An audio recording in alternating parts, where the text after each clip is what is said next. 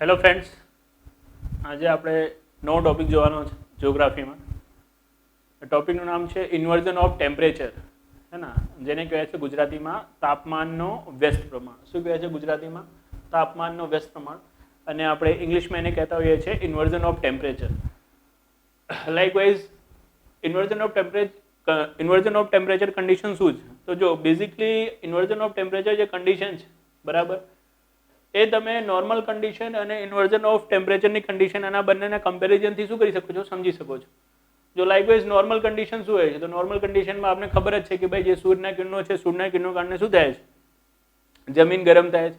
અને જમીન ગરમ થાય છે જેના કારણે એના કોન્ટેક્ટમાં આવેલા શું હોય છે? પવનો ગરમ થાય છે. અને પવનો ગરમ થાય છે તો ગરમ થઈને શું થાય છે? ઉપર ઉઠે છે. અને જેમ જેમ આ પવનો શું થાય છે? જેમ જેમ આ પવનો ઉપર ઉઠતા જાય છે, ઉપર ઉઠતા જાય છે, તેમ તેમ શું થતા જાય છે? આ પવનો ઠંડા થતા જાય છે, હે ને? કેમ કે જ્યારે આ પવનો ઉપર ઉઠે છે ત્યારે શું થાય છે? એમાંથી ઉષ્માનો વ્યય થાય છે. ઉષ્માનો વ્યય થાય છે કઈ પ્રક્રિયાના સ્વરૂપે? તો ઉષ્મા સંવહન પ્રક્રિયાના સ્વરૂપે, બરાબર. આજુબાજુના પવનોને ગરમ કરતી જશે અને પોતે ઠંડી થતી જશે.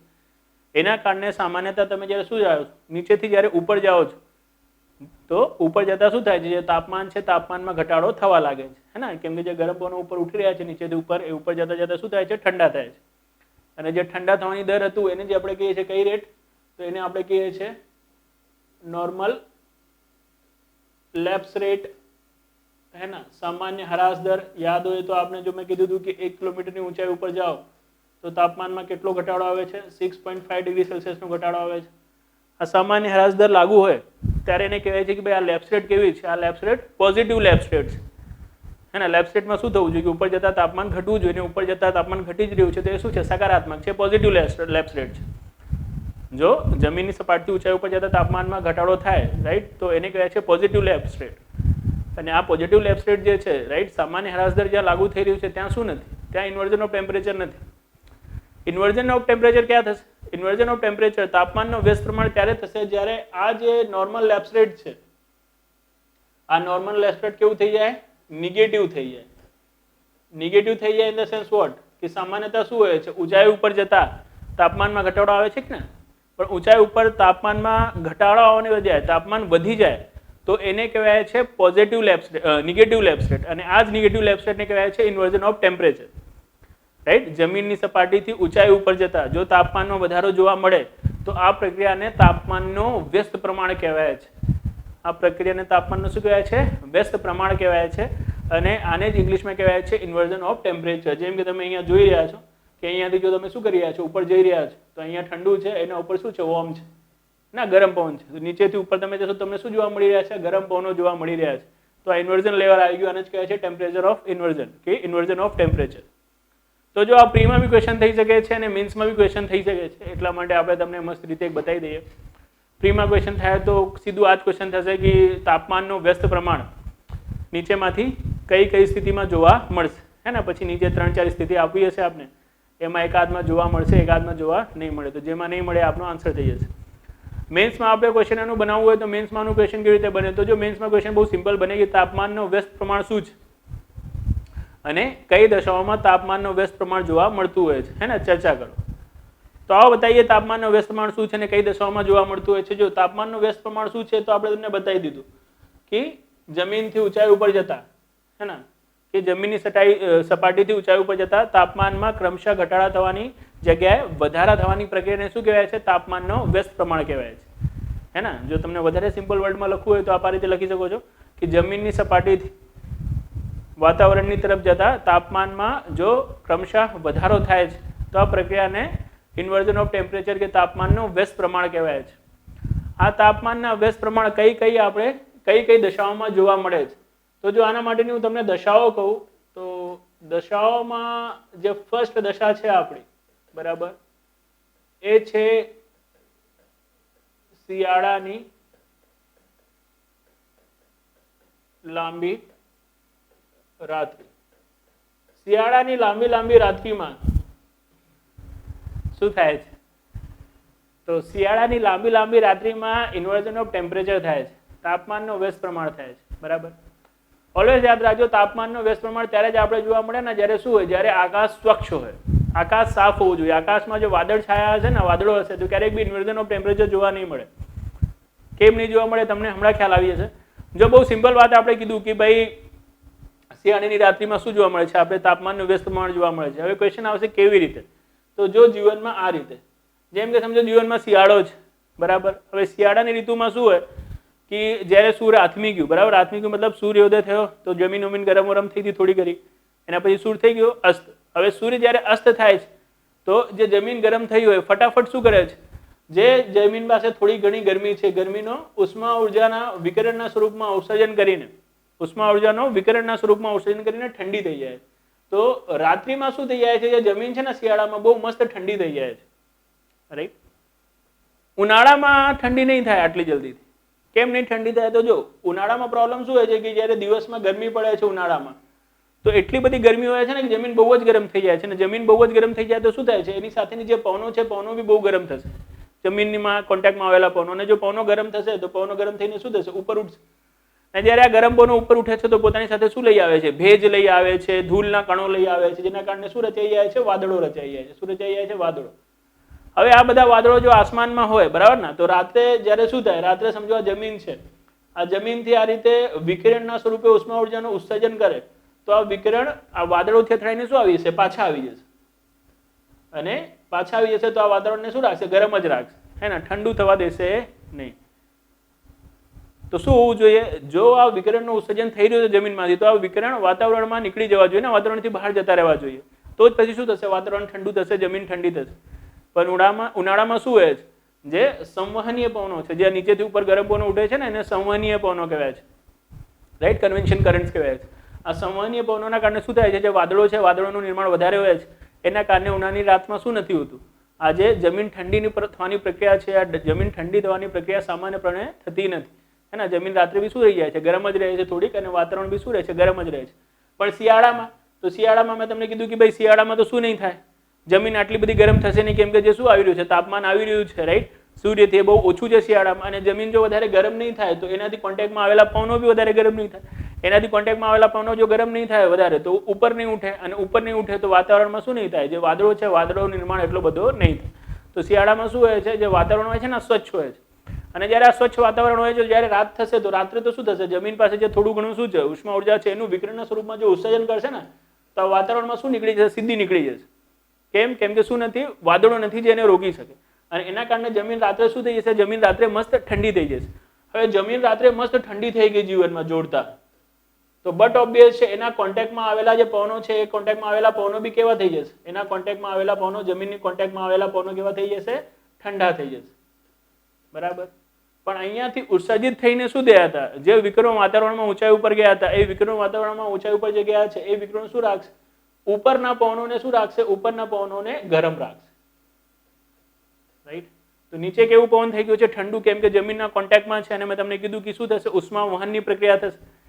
જો આ જમીન ઠંડી છે તો આ પોતાની શું કરશે, જે લાક્ષણિકતા છે એને કોન્ટેક્ટમાં આવેલા પવનને બી ટ્રાન્સફર કરશે, તો આ પવન બી ઠંડી થઈ જશે. પણ ઉપરનો પવન કેવો હશે, ઉપરનો પવન ગરમ હશે. તો હવે તમે નીચેથી ઉપર જાઓ તો અહીંયા ઠંડુ ઠંડુ, અહીંયા ગરમ ગરમ. જમીનથી ઉપરની તરફ જતા વાતાવરણની તરફ જતા શું થયું, તાપમાનમાં ઘટાડાની જગ્યાએ વધારો જોવા મળ્યો. અને એને જ આપણે કહીએ છીએ ઇન્વર્ઝન ઓફ ટેમ્પરેચર, બરાબર. તો ઇન્વર્ઝન ઓફ ટેમ્પરેચર જે છે, હે ને, તાપમાનનો વ્યસ્ત પ્રમાણ જે છે, સૌથી પહેલા આપણને ક્યાં જોવા મળ્યું, તો લાંબી લાંબી શિયાળાની રાત્રિમાં જોવા મળ્યું, રાઈટ, ફર્સ્ટ. બીજી કઈ કન્ડિશનમાં તાપમાનનો વ્યસ્ત પ્રમાણ આપને જોવા મળશે, બીજી કઈ કન્ડિશનમાં આપને તાપમાનનો વ્યસ્ત પ્રમાણ જોવા મળશે? તો બીજી કન્ડિશન છે, આપણે બતાવીએ તમને, સમતાપ આવરણ. જો આપણે આ જ્યારે વાતાવરણના સ્તરો ચલાવી રહ્યા હતા એ વાતાવરણના સ્તરોમાં બી શું કીધું હતું, આપણે તમને આની વાત કીધી હતી કે ભાઈ અહીંયા શું જોવા મળે છે, તાપમાનનો વ્યસ્ત પ્રમાણ જોવા મળે છે. અને એનું કારણ બી તમને બતાવ્યું હતું કે ભાઈ સમતાપ આવરણમાં યાદ છે ને, આપણે કીધું કે અહીંયા શું આવેલો છે, ઓઝોન આવરણ આવેલો છે કે નહીં. અને ઓઝોન શું કરે છે, સૂર્યમાંથી આવતી કઈ કિરણોને, તો યુવી કિરણોને. તમને ખબર હોય તો પ્રિલિમ્સના લેક્ચરમાં આપણે આ બી તમને બતાવી દીધું હતું કે યુવી એ, યુવી બી અને યુવી સી 3 પ્રકારની કિરણો હોય છે. એમાંથી શું નહીં થતું, યુવી એ નું અવશોષણ નહીં થતું, ઓઝોન લેયર દ્વારા બી અને સી નો થઈ જાય છે ને, એ બધું તમે જાણો જ છો. બટ અત્યારે આપ આ યાદ રાખો કે ઓઝોન શું કરશે, જો આ યુવી કિરણોનું શું થઈ જશે, અવશોષણ કરી લેશે, તો આ સ્તર કેવું થઈ જશે, ગરમ. અને એના મુકાબલે આ જે ટ્રોપોસ્ફિયર છે, ટ્રોપોસ્ફિયર શું રહેશે, એના કરતાં ઠંડુ રહેશે. તો જો તમે ટ્રોપોસ્ફિયરથી સ્ટ્રેટોસ્ફિયર મતલબ શોભાવરણથી સમતાપ આવરણમાં જશો તો શું થશે, તાપમાન ઘટવાના બદલે વધી જશે. એટલા જ કારણે શું થાય છે, જે સમતાપવરણ છે, સમતાપવરણમાં શું જોવા મળે છે, જે તાપમાનનું વ્યસ્ત પ્રમાણ છે વ્યસ્ત પ્રમાણમાં જોવા મળે છે, કેમ કે સમતાપવરણમાં આવેલા ઓઝોન વરણ સૂર્યમાંથી આવતી પાડ જાંબલી કિરણોનું અવશોષણ કરીને શું થઈ જાય છે, ગરમ થઈ જાય છે. એના કારણે છોબાવરણથી સમતાપવરણ તરફ જતા તાપમાનમાં ઘટાડાની જગ્યાએ વધારે જોવા મળે છે. તો ત્યાં બી આપણે શું જોવા મળશે, ઇન્વર્ઝન ઓફ ટેમ્પરેચર, તાપમાનનું વ્યસ્ત પ્રમાણ જોવા મળશે. બરાબર. પછી ત્રીજી કન્ડિશન. હવે જો ત્રીજી કન્ડિશન શું છે, તો બહુ સિમ્પલ છે. હિમાચ્છાદિત પ્રદેશો,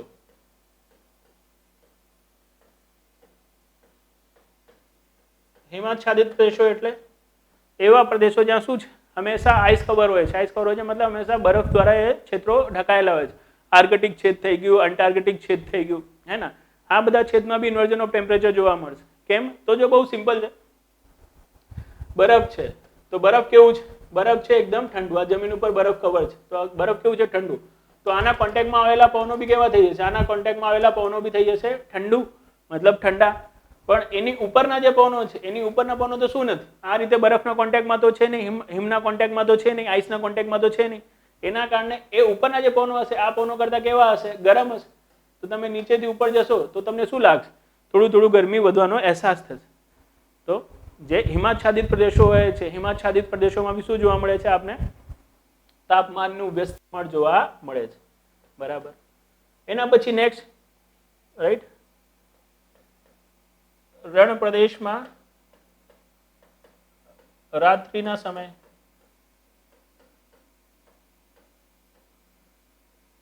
રણ પ્રદેશમાં રાત્રિના સમયે બી આપણે શું જોવા મળે છે, રણ પ્રદેશમાં રાત્રિના સમયે બી આપણે ઇન્વર્ઝન ઓફ ટેમ્પરેચર જોવા મળે છે. જેમ કે આપણે વાત કરી હતી, યાદ હોય તમને તો ક્રિચોફના નિયમની, કે ક્રિચોફ ભૈયાએ કીધું હતું કે ઉષ્માનો સારો અવશોષક શું હોય છે, ઉષ્માનો સારો ઉત્સર્જક પણ હોય છે. બરાબર. જે ઉષ્માનું અવશોષણ ફટાફટ કરશે, ઉષ્માનું ઉત્સર્જન બી ફટાફટ કરશે. તો રેત શું છે, ઉષ્માનો સારો અવશોષક, 60 ગરમ થઈ જાય. હવે જો 60 ગરમ થઈ ગયું તો રાત્રે શું થઈ જશે, રાત્રે 60 ઠંડુ બી થઈ જાય. અને જો રાત્રે 60 ઠંડુ થઈ ગયું તો બટ ઓબ્વિયસ છે, જો એકદમ રેત ઠંડી થઈ ગઈ છે તો એની કોન્ટેક્ટમાં આવેલી પવનો બી કેવા થઈ જશે, એના કોન્ટેક્ટમાં આવેલા પવનો બી થઈ જશે ઠંડા. બટ આ રેતના કોન્ટેક્ટમાં જે પવનો નથી એના કરતા ઉપરના પવનો છે, એ પવનો શું હશે, આ પવનો કરતા ગરમ હશે. તો તમે નીચેથી ઉપર જશો તો શું લાગશે, આપને ગરમી વધવાનો અહેસાસ લાગશે. તો અહીંયા બી શું જોવા મળશે, આપને ઇન્વર્ઝન ઓફ ટેમ્પરેચર જોવા મળશે, હે ને. જેમ કે આપણે પહેલા બી વાત થઈ હતી, યાદ હોય તો, કે આપણે કીધું હતું કે ભાઈ જે દરિયાઈ પ્રદેશો છે, દરિયાઈ પ્રદેશોમાં સમજળવાયુ જોવા મળે છે. એનું કારણ છે દરિયાઈ લહેરો અને જમીની લહેરો. પણ જે રણ પ્રદેશ છે ને, આ રણ પ્રદેશમાં વિષમ જળવાયુ જોવા મળે છે. એનું કારણ શું છે, તો એનું કારણ છે રાત્રિના દરમિયાન થતું ઇન્વર્ઝન ઓફ ટેમ્પરેચર. દિવસે તો શું થશે, દિવસે રેત ફટાફટ ગરમ થશે તો જોરદાર ગરમી, અને રાત્રે રેત એકદમ ઠંડી થઈ જશે તો નીચેનું વાતાવરણ શું થઈ જશે, એકદમ ઠંડુ થઈ જશે, અને ઉપરનું વાતાવરણ કેવું રહેશે, ગરમ રહેશે.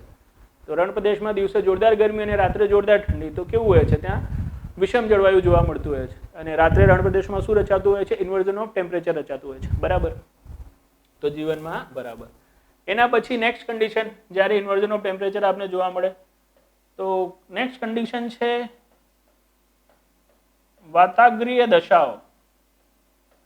વાતાગ્રીય દશાઓ, જો ફ્રન્ટ, હે ને, વાતાગ્રમાં આપણે ચર્ચા કરી છે કે વાતાગ્ર હંમેશા ક્યાં રચાય છે, જ્યાં ઠંડુ અને ગરમ પવન શું થાય છે, ભેગા થાય છે. રાઈટ. વાતાગ્રના 3 પ્રકાર બી આપણે બતાવવાના છે. દેટ ઇઝ ઠંડુ વાતાગ્ર, ગરમ વાતાગ્ર અને અધિવિષ્ટ વાતાગ્ર. એક બીજો વાતાગ્ર હોય છે જેને સ્ટેટરી ફ્રન્ટ મતલબ સ્થેટિક વાતાગ્ર કહીએ છીએ. આ રીતે ટોટલ 4 પ્રકારના હોય છે. બરાબર ને. તો આ વાતાગ્ર જ્યારે રચાતા હોય છે, હવે એમાં જ્યારે ઠંડુ વાતાગ્ર હોય કે ગરમ વાતાગ્ર હોય, બંને વાતાગ્રમાં શું મળે છે, આપને ટેમ્પરેચર ઓફ ઇન્વર્ઝન જોવા મળે છે. સોરી, ઇન્વર્ઝન ઓફ ટેમ્પરેચર, તાપમાનનું વ્યસ્ત પ્રમાણ જોવા મળે છે, હે ને. જેમ કે વાતાગ્રમાં આપણે ચર્ચા કરવાની છે, રાઈટ. વાતાગ્રનો લેક્ચર આના પછી આપણે અપલોડ થવાનું છે, એટલા માટે આપણે કહી રહ્યા છીએ કરવાની છે, બાકી શૂટ તો થઈ જ ગયું છે. તો વાતાગ્રમાં શું છે કે જ્યારે બી શું થાય છે, ઠંડુ અને ગરમ પવન ભેગા થાય છે, તો બટ ઓબ્વિયસ છે બંનેની વિશેષતા શું છે, ડિફરન્ટ છે. કે ઠંડુ પવન હશે એની ઘનતા શું હોય છે, એની ઘનતા વધારે હોય છે. જે ગરમ પવન હોય છે, ગરમ પવનની ઘનતા ઓછી હોય છે. પહેલા જ આપણે ચર્ચા કરી ગયા છે ધ્વનિ તરંગના લેક્ચરમાં, આપને ખબર હોય તો, યાદ છે કે નહીં. તો ગરમ પવન છે, ગરમ પવનની ઘનતા ઓછી છે, ગરમ પવન શું થશે, ગરમ પવન ઉપર ઉઠી જશે. હવે ગરમ પવન જો ઉપર ઉઠશે અને ઠંડા પવન નીચે રહેશે તો ક્યારેક બી વાતાગ્ર હશે તો વાતાગ્રમાં કેવું હોય છે, વાતાગ્રમાં નીચે ઠંડુ પવન હોય છે અને ઉપર કેવું પવન હોય છે, ઉપર ગરમ પવન હોય છે. તો વાતાગ્રીય દશામાં તમે નીચેથી ઉપર જશો તો આપને શું જોવા મળશે? આપને ઇન્વર્ઝન ઓફ ટેમ્પરેચર જોવા મળશે, તાપમાનનો વ્યસ્ત પ્રમાણ જોવા મળશે, બરાબર. ભલે ઠંડુ વાતાગ્ર હોય કે ગરમ વાતાગ્ર હોય, કેમ કે બંને વાતાવરણમાં ઉપર તો કોણ પવન ઉઠે છે? ગરમ પવન જ ઉઠે છે અને ઠંડા પવનો નીચે જ રહે છે, બરાબર. તો દેટ ઇઝ ધ થિંગ. વાતાગ્રીય દશાઓમાં બી શું જોવા મળે છે? ઇન્વર્ઝન ઓફ ટેમ્પરેચર જોવા મળે છે, હે ને. વાતાવરણના લેક્ચરને આપ જોશો તો આ વધારે ક્લિયર થશે, બરાબર. એના પછી છઠ્ઠો અને લાસ્ટ આપણે શું બનાવી શકીએ છીએ? હા, તો દેટ ઇઝ ધ થિંગ. આ બતાવી શકીએ છીએ કે ખીણ પ્રદેશોમાં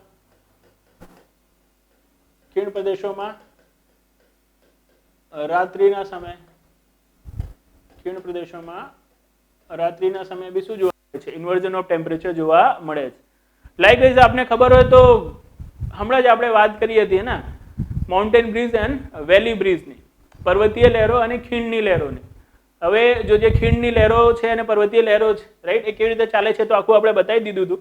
એ અહીંયા આખું નહીં બતાવવાનું, અહીંયા ખાલી તમને ઇન્વર્ઝન ઓફ ટેમ્પરેચર કેવી રીતે થશે એ બતાવવાનું છે. જો આપણે આ શીખી ગયા હતા કે આ રીતે જીવનમાં શું છે, આ છે ખીણ અને આ છે જીવનમાં પર્વત, બરાબર ને.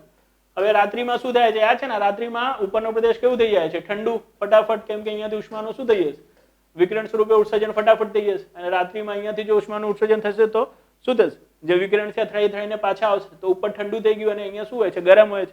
હવે અહીંયા ગરમ હોય છે તો અહીંયાની પવનો શું થઈ જશે? ગરમ થશે. રાત્રે ગરમ થઈને શું થશે? ઉપર ઉઠશે. આ રીતે ગરમ પવનો આ રીતે શું થઈ ગયા? ઉપર ઉઠી ગયા, હે ને. અને આ ગરમ પવનો જે ઉપર ઉઠી રહ્યા છે એને આપણે કહીશું કયા પવનો? તો એને આપણે કહીશું એનાબેટિક પવનો. હવે આ એનાબેટિક પવનો ઉપર ગયા તો અહીંયાથી શું થયો છે? જે ઉષ્માના વિકિરણના કારણે આ પ્રદેશ આખો ઠંડો થયો છે તો અહીંયા કેવો પ્રેશર હશે? High pressure. અને આ હાઈ પ્રેશર ઉપર કેવી પવનો હશે? ઠંડી પવનો. આ અહીંયા હાઈ પ્રેશર છે, અહીંયા ગરમી વધારે છે તો અહીંયા શું હશે? એના કમ્પેરિઝનમાં લો પ્રેશર. અને પવનો હંમેશા કઈ બાજુથી કઈ બાજુ ચાલે છે? High pressure two low pressure ચાલે છે. તો અહીંયાથી આ જે ઠંડા પવનો છે એ સ્લોપમાં શું કરશે? આ રીતે નીચે આમ ઢસડી આવશે, જેને કહીએ છીએ આપણે કેટાબેટિક પવનો. તો આ રીતે આ કેટાબેટિક પવનો આવીને અહીંયા શું થઈ જશે? અહીંયા ભરાઈ જશે.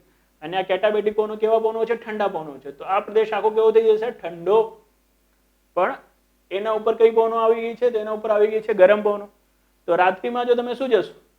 ખીણ પ્રદેશમાં નીચેથી ઉપર જશો તો આપને શું જોવા મળશે? ઇન્વર્ઝન ઓફ ટેમ્પરેચર જોવા મળશે. અને આ જ ઇન્વર્ઝન ઓફ ટેમ્પરેચરના કારણે શું હોય છે?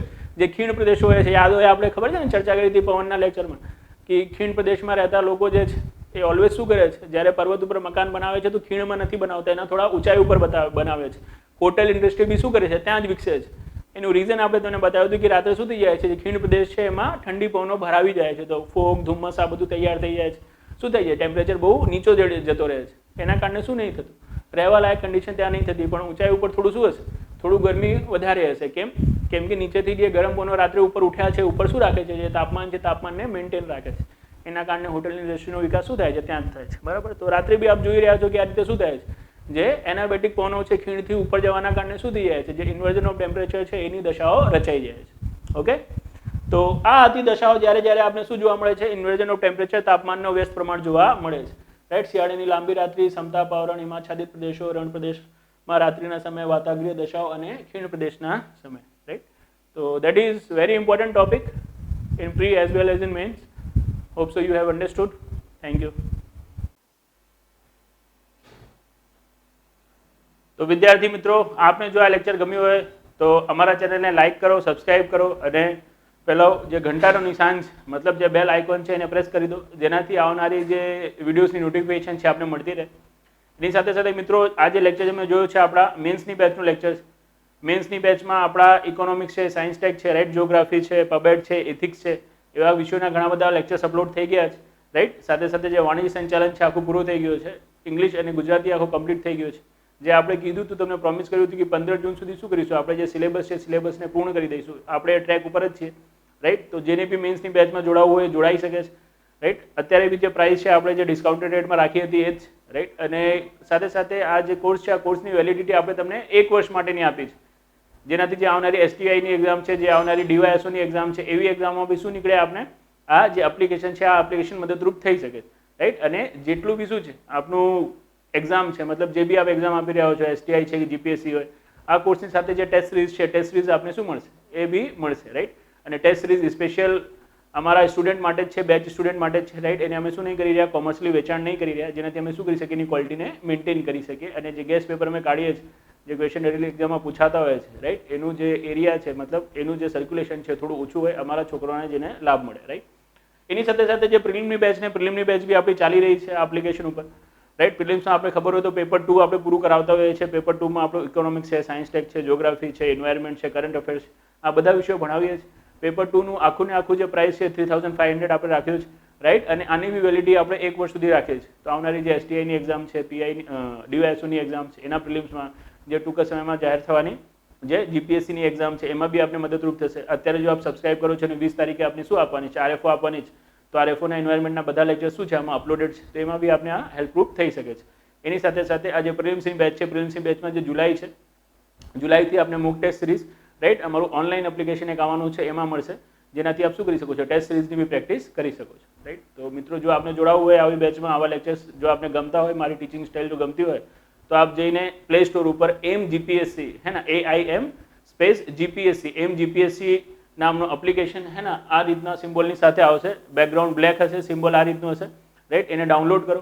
ડાઉનલોડ કરીને એમાં ફ્રી વિડીયોઝ બી મૂકેલા છે, ફ્રી વિડીયોઝ જો, અને જો એ ફ્રી વિડીયોઝ આપને ગમે છે તો પછી એમાં જે અમે કોર્સ મૂકેલા છે, કોર્સમાંથી તમે શું કરી શકો છો, કોઈ બી કોર્સને તમારા જરૂરિયાત મુજબ, તમારી અનુકૂળતા મુજબ સિલેક્ટ કરી શકો છો અને એમાં જોડાઈ શકો છો, રાઈટ.